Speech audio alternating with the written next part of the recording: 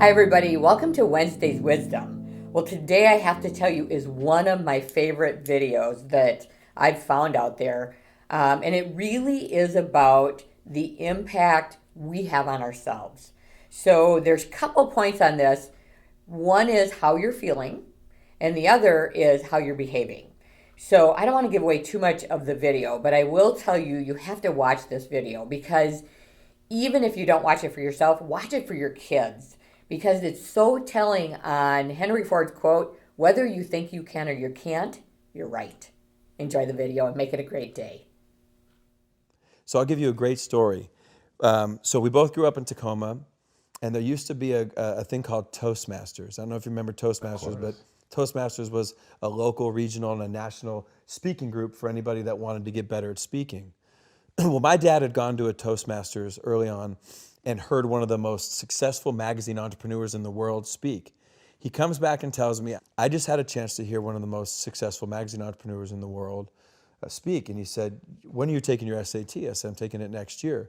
He said, well, this guy was failing out of high school. He was struggling. He was raised by a single mom in the Midwest, but he promised his mother he would take a test called the SAT. So he takes the SAT in May, his junior year, doesn't expect anything, gets his score back in June. Now the SAT, which I don't know how many your population know, but it's a standardized test with a math part and a verbal part. Both are scored out of 800 points. Well, this guy takes it, he's bombing, he's failing out of school, he doesn't expect anything as he's telling the story at Toastmasters. Well, he gets a 1480 out of 1600.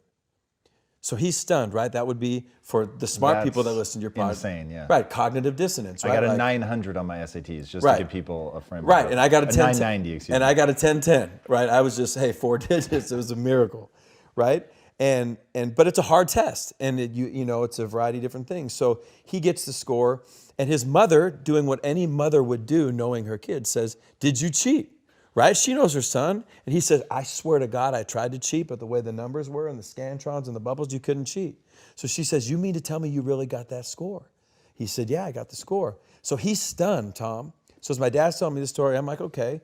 So he says, all right. So what he decides is because he realizes he's smart and he's going into his senior year, he says, I'm going to go to class. Now he starts to go to class. He doesn't hang out with who he did when he didn't go to class. All right? Teachers see him in class and they said, hey, maybe Franklin Pierce, maybe we missed the boat on this kid. So they start to treat him differently. Well, as the guy would tell the story, he graduates, goes to a community college, goes on to Wichita State, goes on to the Ivy League, and becomes this massively successful magazine entrepreneur. So I said, okay, well, the guy was always smart. He just needed a standardized test to unlock it. My dad said, no, that's not the story, and this is what I want you to understand. He said, 12 years after all this guy's success, he gets a letter in the mail from Princeton, New Jersey. Doesn't think anything about it. The next day, his wife says, you're going to open it. He opens it. True story, turns out the SAT board will periodically review their test-taking procedures and the policies. The year he took the test, he was one of 13 people sent the wrong SAT score. His actual score was a 740 out of 1,600. And he said, people think my whole life changed when I got the 1480. But what happened? My whole life changed when I started acting like a 1480. And what does a 1480 do? He goes to class. Well, this is one of the first stories I would share when I had my opportunity at Alabama, Florida State, or Georgia. So A, your language is powerful, but number two, your behavior is way ahead of your success.